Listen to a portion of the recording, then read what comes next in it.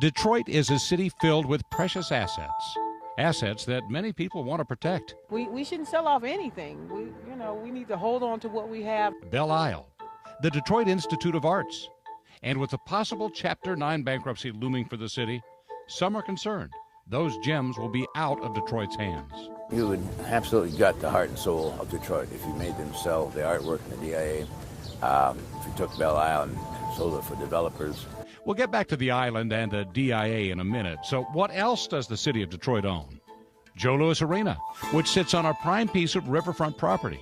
With the Red Wings' planned move to a new entertainment district along Woodward in a few years, could that be on the block? The city is evaluating alternatives. Coleman Young Airport will likely be kept to avoid a costly fee to the federal government. Parking garages and lots and metered parking spaces, thousands of them.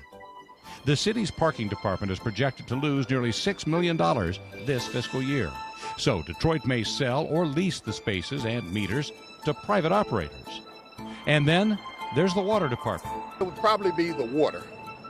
That would be the one that I would protect. Well, this is the point at which Detroit's financial crisis really hits home for all of us. Detroit and 127 communities are served by Detroit's water system. Emergency manager Kevin Orr wants to turn the city's water and sewerage department into a regional authority. That could save the city more than $50 million every year. But State Representative Kurt Heisey of Plymouth Township wants to make sure everyone has enough representation on a new board. Well, sure, it really is taxation without representation. If we are going to be paying directly to DWSD or the city for the right to use this system, then I think the communities, including the people of Detroit, deserve a greater say in how the system is run. So if there's a regional authority, what would happen with water rates? If we don't have oversight, if we don't have accountability, I'm afraid that water and sewer rates are going to go up in order to help bail out Detroit and their financial situation.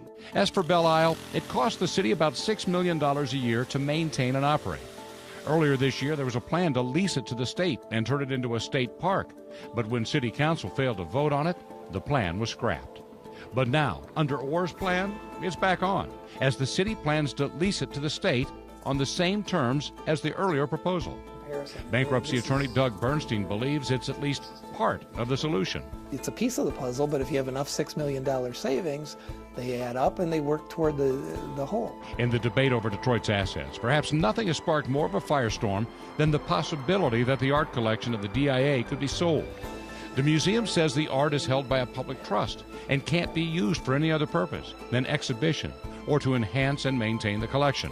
So, is the sale of DIA art on the table? We're going to confront what the DIA role, if any, plays in this process in due course. But for purposes right now, we're not going to speak to DIA.